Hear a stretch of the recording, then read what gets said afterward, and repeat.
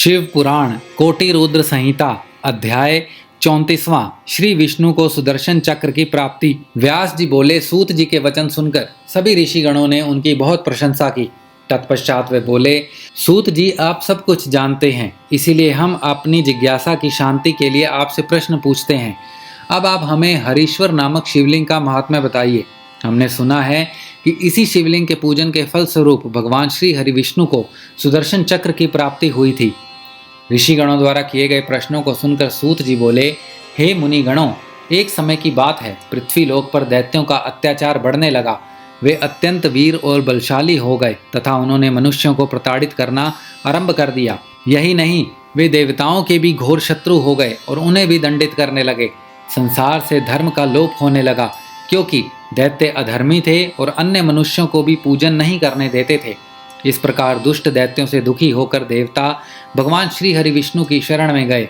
उन्होंने विष्णु जी को अपने सारे दुख बताए तथा उनसे दुखों को दूर करने की प्रार्थना की।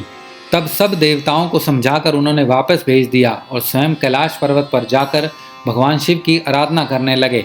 भगवान विष्णु ने कैलाश पर्वत पर जाकर सर्वेश्वर शिव का पार्थिव लिंग स्थापित किया और विधि विधान से परमेश्वर शिव की आराधना आरंभ कर दी। श्री हरि ने घोर तपस्या की, फिर भी शिव जी प्रसन्न न हुए। तब उन्होंने देवादिदेव महादेव जी को संतुष्ट करने के लिए शिव जी के सहस्त्र नामों का पाठ आरंभ कर दिया।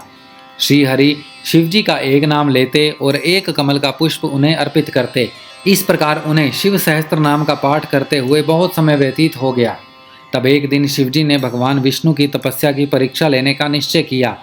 विष्णु भगवान प्रतिदिन 1000 कमल के फूलों से उनका पूजन करते थे। शिव जी ने एक फूल छिपा दिया।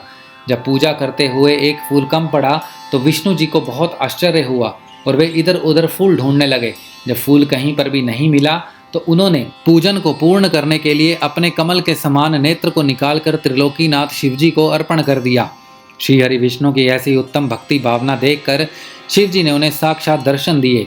शिव जी को इस प्रकार अपने सामने पाकर विष्णु जी उनकी स्तुति करने लगे। तब शिव जी बोले, हे विष्णु, तुम्हारी उत्तम भक्ति से मैं बहुत प्रसन्न हूँ, मांगो, क्या वर मांगना चाहते हो। शिव जी के वचनों को सुनकर विष्णु जी बोले, हे देवादिदेव भगवान शिव, आप तो अंतर्यामी हैं, सब कुछ जानते हैं। आप अपने भक्तों को अभीष्ट फल प्रदान करने वाले हैं। प्रभो, इस समय दैत्यों ने पूरे संसार में घोर उपद्रव किया हुआ है। सारे मनुष्य एवं देवता भय से पीड़ित हैं। भगवान, मेरे अस्त्र शस्त्रों से दैत्यों पर काबू नहीं पाया जा सकता, इसीलिए मैं आपकी शरण में आया हूँ। शिव जी ने जब विष्णु जी के ऐसे वचन सुने तब उन्हें सुदर्शन चक्र प्रदान किया, जिससे विष्णु जी ने सभी राक्षसों का नाश कर दिया। इस प्रकार सब सुखी हो गए। कोटि रुद्र संहिता अध्याय 34वां समाप्त।